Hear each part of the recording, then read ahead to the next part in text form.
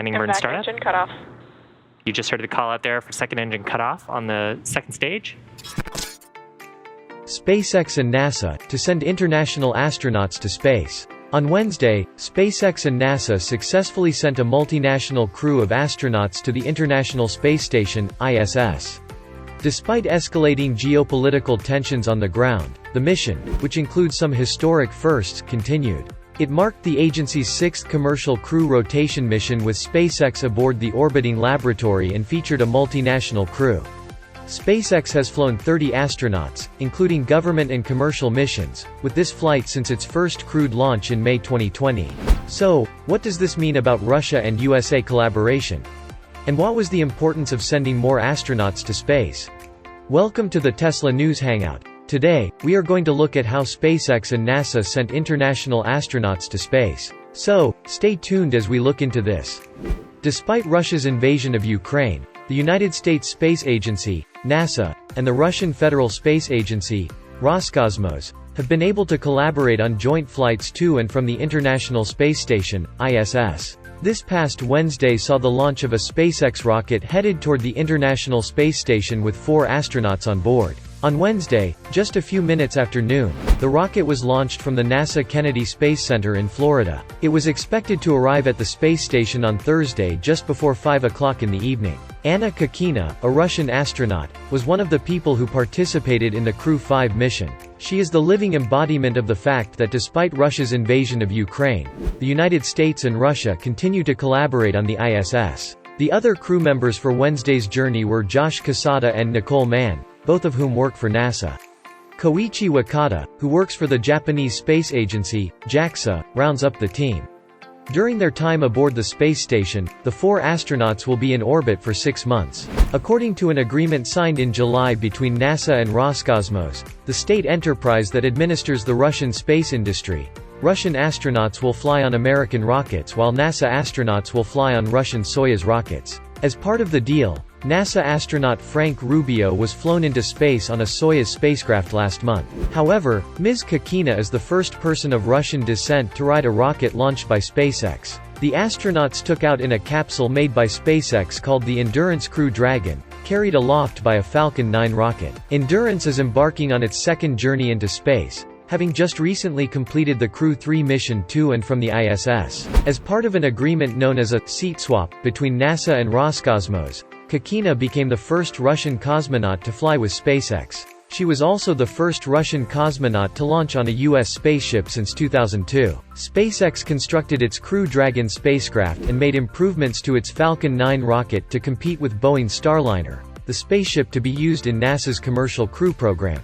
However, the beginning of operational Starliner flights has been postponed while Boeing's capsule continues to be constructed due to costly delays. NASA made history last year when it moved both of the astronauts scheduled to fly on Wednesday from Boeing to SpaceX, a move that had never been done before. There are now just 6 NASA crew mission contracts held by Boeing, while SpaceX holds 14 contracts. The future of the International Space Station has been a topic of discussion between Russian and American officials for the past few years, even before the situation in Ukraine broke out. Since the year 2000, there have always been people residing there, and both countries take turns being in charge of managing the orbital outpost. The current management contract for the station is set to end in 2024. And under the administration of Donald Trump, NASA officials discussed the possibility of dismantling the International Space Station and replacing it with a privatized alternative. However, it didn't seem like any private space stations would be deployed so quickly. NASA has declared it would like to continue utilizing the International Space Station until 2030. Although Russia has indicated that it would build its own space station, it has also confirmed that it will continue to operate on board the International Space Station until it is finished. Despite the dire warnings given by Dmitry Rogozin, the former head of Roscosmos, Russia never publicly stated its intention to cancel the project before the 2024 deadline. At this time, Russia is having discussions over the prospective extension until 2030 with NASA and the other nations involved with the space station. Russia has dropped clues that its participation would not continue as long as initially planned, but the country has also declared that it will remain until its successor space station is ready to be used. NASA and Russia have had to cope with the difficulties of transporting crew members to and from the orbiting outpost, although the future of the space station is still quite a ways ahead. Before the tragic loss of the Columbia shuttle in 2003, astronauts from both countries split seats between the Russian Soyuz and American space shuttles during the early years of the International Space Station. But when the Space Shuttle program was terminated in 2011, NASA had to purchase seats from Russia to ensure that its astronauts would still have a means of transit to and from orbit. But then it was no longer necessary once SpaceX's Crew Dragon spaceship began operations in 2020. However, NASA was voguing about maintaining the rotation of seats. Regarding the seat swap program, NASA and Roscosmos do not exchange money with one another. Instead, the agreement's goal is to ensure smooth operations on the space station, which is now subdivided into two sections, one headed by Russia and the other by NASA. During the transmission of the launch on NASA television, the administrator of NASA, Bill Nelson, made some observations about the astronauts that they contributed to the propulsion. Apparently, the United States is the one that provides electricity. As a result, they need both at this time, particularly in terms of safety, for the proper running of the station and for protecting the entire crew. The possibility exists that an unanticipated occurrence, like a serious health problem with a crew member, would necessitate an early return to Earth. It would also be necessary for the entirety of the spacecraft's crew to touch down on the planet. If that were to happen, the ship that was left standing wouldn't have enough seats. If every Russian passenger aboard the Soyuz returned to Earth, the Russian segment of the International Space Station would be left without a crew. In July, when it was made public that Ms. Kakina had been selected for the Crew 5 mission, NASA issued a statement in which they said that flying integrated crews assures there are appropriately competent crew members on board the station for essential maintenance and spacewalks.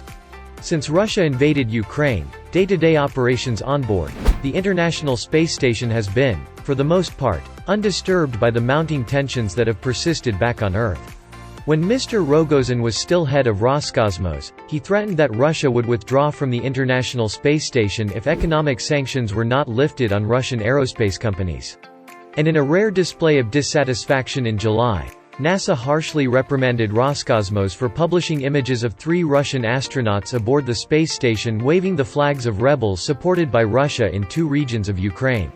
Soon after, Mr. Rogozin was fired, and Yuri Borisov, who took his place, maintained a far lower profile than his predecessor.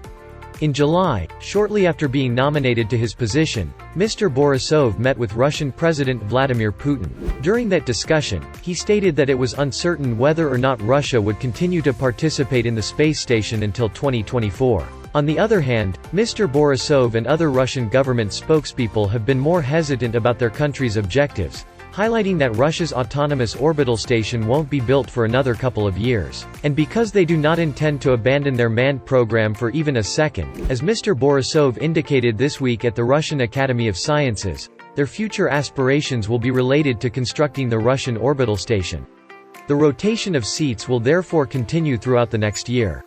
Andrei Fedyaev, a second Russian astronaut, will participate in the future SpaceX mission known as Crew 6, which is slated to take place in February. After the Crew 5 mission crew members have arrived at the International Space Station, the scientific investigation will begin. In addition to doing spacewalks and excursions away from the International Space Station to maintain its exterior, the astronauts will go to work conducting more than 200 different scientific experiments. One focus of the study is on making progress toward the longer-term objective of 3D printing human organs in outer space. So, what do you think about this space launch? And do you think this collaboration will continue to persist? Please leave your thoughts in the comments section below, and do not forget to subscribe to our channel Tesla News Hangout, where we talk about Elon Musk, Tesla, and SpaceX. While you're at it, hit the bell, so you never miss any of our videos, as more exciting ones like this are on the way. I'll see you at the next one. Awesome. Successful Okay, landing nominal orbit insertion. on our drone ship.